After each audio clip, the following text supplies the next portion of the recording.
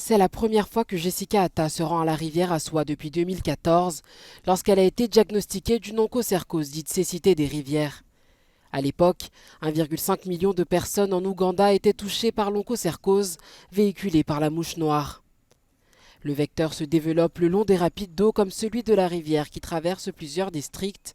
Depuis le retour des pluies, la région assiste à une recrudescence des mouches noires qui fragilise la communauté.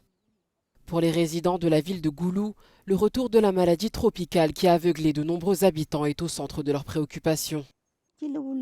Parfois, je sens un bourdonnement dans mes oreilles. J'ai mal à la tête, c'est comme si on me frappait. Il y a 10 ans, l'Ouganda avait réussi à interrompre la transmission de l'onchocercose grâce à des initiatives agressives. Le déploiement d'avions chargés de pulvériser des produits chimiques pour éradiquer les mouches noires. Aujourd'hui, les experts craignent qu'il y ait déjà des nouveaux cas.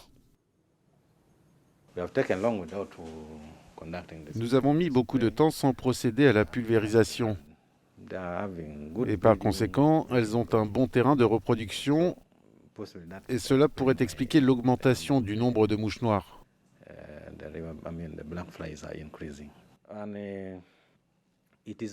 Tout cela nous inquiète.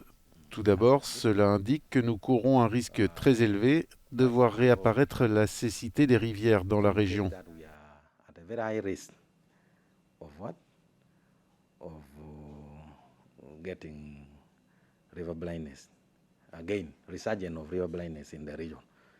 Selon les scientifiques, les mouches noires pourraient être la cause du syndrome de la cécité des rivières, mais les données disponibles ne sont pas concluantes.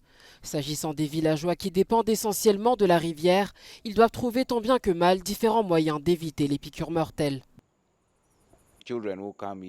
Les enfants qui viennent ici pour nager et pêcher sont très touchés. Car lorsque vous arrivez à la rivière le matin, vous pouvez être en contact avec les mouches alors qu'elles sont encore en extérieur. Avec le soleil au-dessus de ma tête, on ne peut pas voir le nuage de mouches noires autant que lorsque la nuit tombe et que la température baisse. Pour y remédier, il y a eu des interventions communautaires comme l'abattage et le nettoyage des sites de reproduction, ainsi que l'installation de filets le long de la rive. 2 fois par an, le gouvernement procède à une administration massive de médicaments pour traiter l'onchocercose et atteint une couverture de 90% en zone rurale. Malgré cela, des milliers de personnes risquent toujours d'être infectées. Les mouches ne cessent de se reproduire.